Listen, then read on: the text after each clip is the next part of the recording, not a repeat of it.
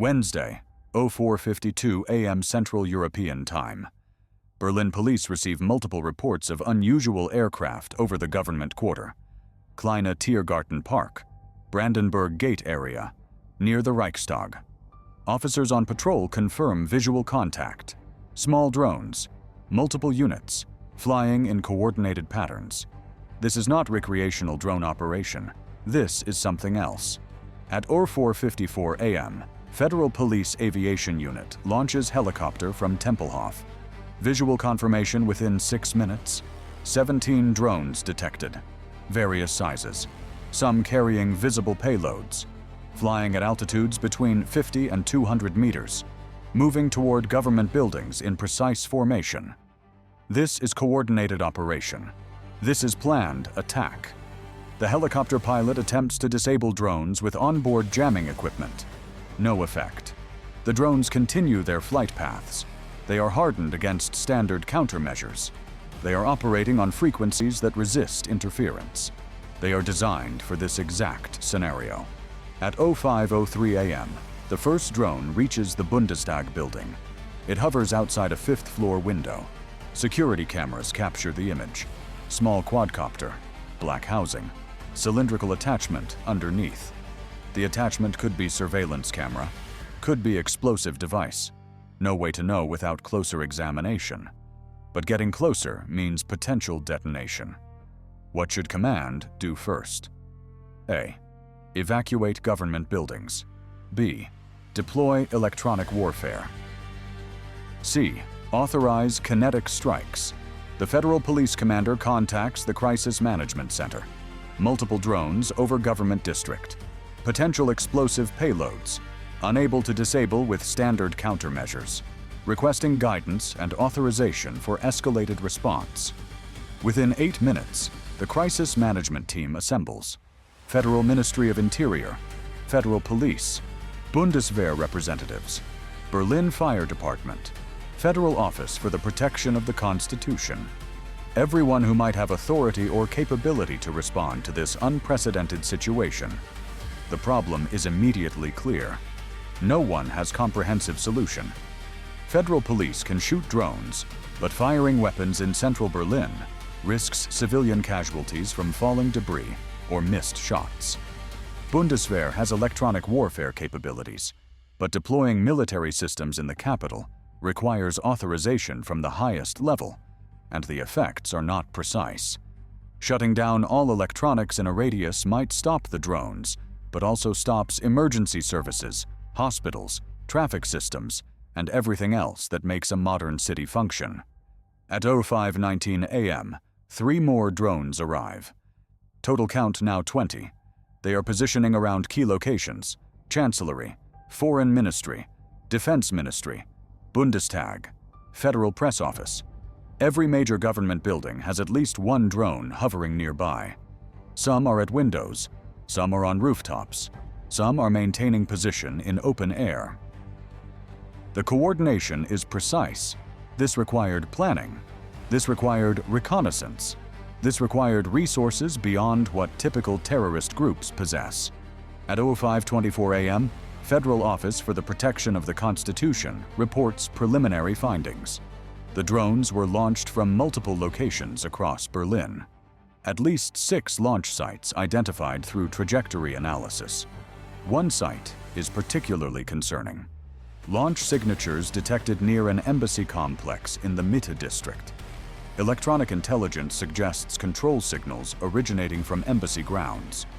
If the drones are being operated from embassy territory, this is not just terrorism. This is state-sponsored attack. This is potential act of war conducted from diplomatic premises.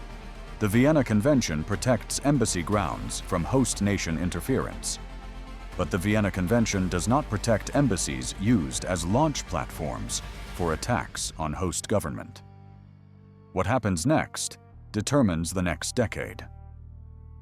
The Chancellor is awakened at 05:28 a.m., briefed on secure phone while protective services prepare emergency evacuation. The situation is explained in clear terms. 20 drones over government buildings, potential explosives, possible embassy involvement, Response options all carry significant risk. The Chancellor asks the critical question: which embassy? The answer changes everything. The electronic signatures point to embassy of a nation that is not traditional adversary, but not close ally either. A nation with which Germany has complex economic relationships and complicated diplomatic history. A nation that would gain from German political chaos. A nation with technological capability to execute this operation. But also a nation that might be victim of false flag operation designed to damage their relationship with Germany and create crisis within NATO. Attribution in the age of sophisticated cyber operations and drone technology is never simple. At 05:36 a.m., the Bundeswehr commander presents military options. The German military has counter-drone systems, high-powered microwave weapons that can disable electronics, directed energy systems that can physically destroy small aircraft. But deploying these in urban environment creates risks. The microwave systems would disable every electronic device within the effective radius: pacemakers, insulin pumps, hospital equipment, traffic control, emergency services. The collateral damage could be catastrophic.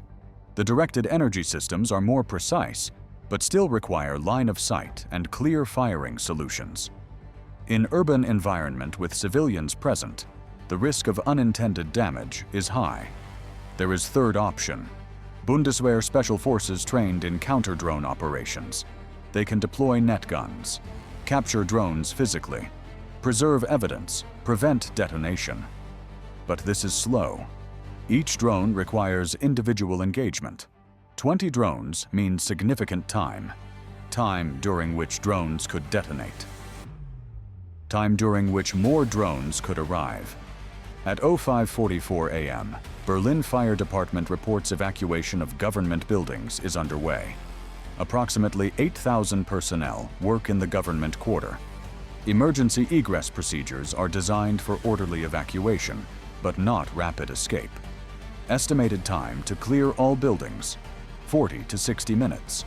The drones have been in position for over 50 minutes. If they are programmed to detonate on timer, the window might be closing. If they are waiting for maximum personnel density, evacuation might trigger immediate detonation. If they are controlled remotely, the operator can choose timing for maximum impact. Necessary deterrence or dangerous escalation. The debate inside the global conflict room shows the impossible calculation. Storm the embassy and risk diplomatic crisis possibly based on false attribution. Deploy electronic warfare and disable critical infrastructure across Berlin. Attempt physical capture and risk detonation during approach. Every option has catastrophic potential. At 06:02 a.m., one of the drones moves. The unit hovering near Chancellery window changes altitude, descends 5 meters, then stops. No detonation, just repositioning. This is the first movement since initial positioning. This suggests active control. Someone is flying these drones in real time. Someone is watching. Someone is making decisions. At 06:08 a.m., Federal Police surveillance team reports activity at the suspected embassy. Unusual electronic emissions. Personnel on embassy roof. Visual observation shows what appears to be antenna array. This is consistent with drone control operations. The evidence is mounting, but still not conclusive. The embassy staff could be conducting legitimate communications. The timing could be coincidence, or this could be exactly what it appears to be. Which system activates first in a missile alert? A. Radar. B. Satellites. C. Command link.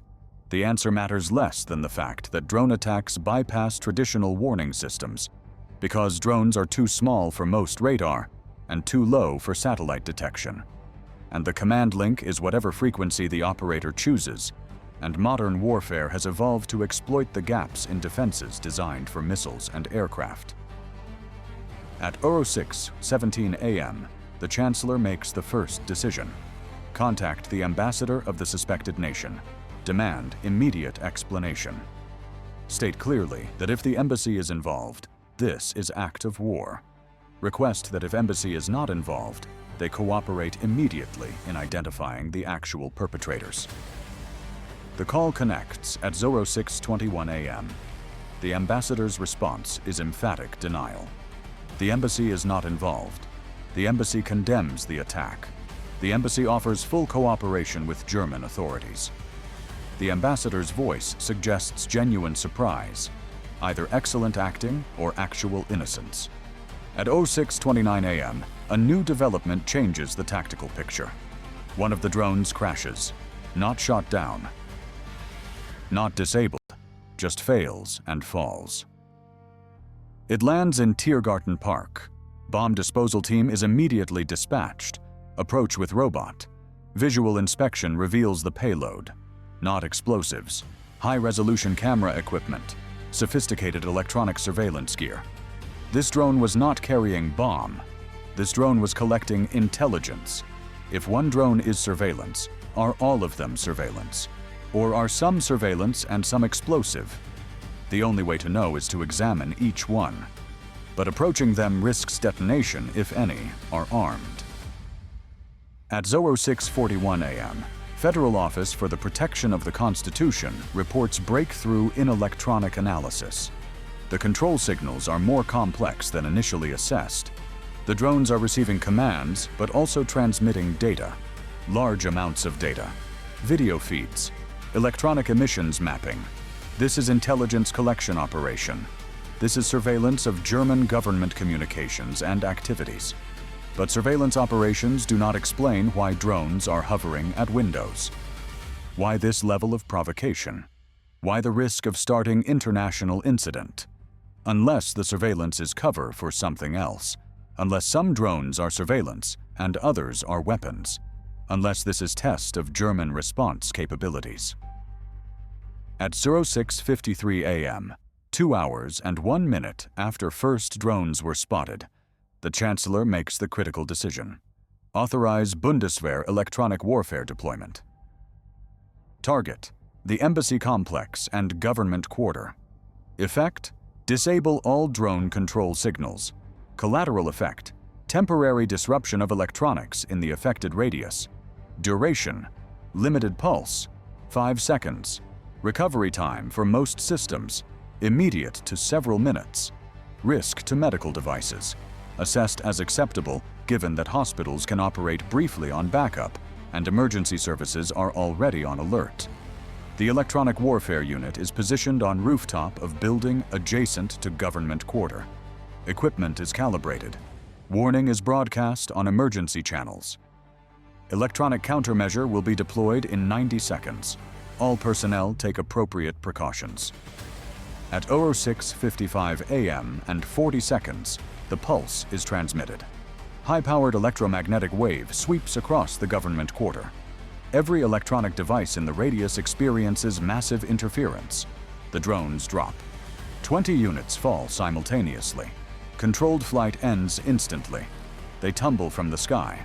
Some crash on rooftops. Some fall to streets. Some land in Spree River. None detonate. Either they were never armed, or the detonation systems also failed from the electromagnetic pulse. Within 3 minutes, bomb disposal teams are securing each crash site. Preliminary inspections begin. What they find is mixture of surveillance equipment and dummy payloads. No explosives, no chemical weapons, no biological agents. Just cameras and electronics and weighted packages designed to look threatening. This was not attack meant to kill. This was attack meant to terrify. This was test of German response. This was intelligence operation wrapped in psychological warfare. If you follow global conflict analysis, type GCR. The implications ripple outward because if this can happen in Berlin, it can happen in any capital. Drone technology is widely available. Coordination can be practiced anywhere. Defenses are insufficient. The next attack might not be surveillance. At 08:17 a.m., 3 hours and 25 minutes after the initial sighting, the all-clear is given. Government buildings are secured. Drones are recovered. Personnel are returning to offices. The immediate crisis is over, but the strategic crisis is beginning. Analysis of the recovered drones shows sophisticated components. Some parts are commercial, some are modified, some appear to be custom-built. Tracing the supply chain will take weeks. Attribution will take longer. The electronic signatures that pointed to the embassy could be spoofed. The real operators could be anywhere. This is the challenge of modern asymmetric warfare, where the weapons are available to anyone, and the attribution is available to no one. At 10:00 a.m., the federal government holds emergency press conference. The Chancellor's statement is carefully worded. This morning, Berlin experienced coordinated drone incursion over government facilities. Federal police and Bundeswehr responded effectively. No casualties occurred. Investigation is ongoing. We will not speculate on attribution until evidence is conclusive. But we state clearly, attacks on German government will be met with full force of law and full capability of our security services. The statement is firm without being provocative, strong without being specific. This is the balance required when the attacker is unknown, but the message must be sent. By 2:00 p.m., 8 embassies have issued statements condemning the attack. 3 have offered technical assistance in the investigation. None have admitted involvement. The diplomatic dance continues while investigators work. Over the following 72 hours, the investigation produces partial answers. The drones were assembled from components purchased in 6 different countries. The control system used commercially available software, modified with custom code. The operation required months of planning and reconnaissance. Multiple individuals were involved in launch operations, but the ultimate sponsor remains unclear. The trail goes cold in third countries. Shell companies obscure ownership. Digital footprints are carefully cleaned. This was professional operation by people who understood how to avoid attribution. Strategic outcome: Berlin was violated, but not destroyed. German government was disrupted, but not disabled. The psychological impact was significant. The precedent is concerning. If drones can operate over the capital for 2 hours, what stops them from returning? What stops the next attack from being lethal instead of just threatening? Lessons from command decisions. First lesson: urban counter-drone warfare requires new capabilities. Traditional air defenses are designed for missiles and aircraft.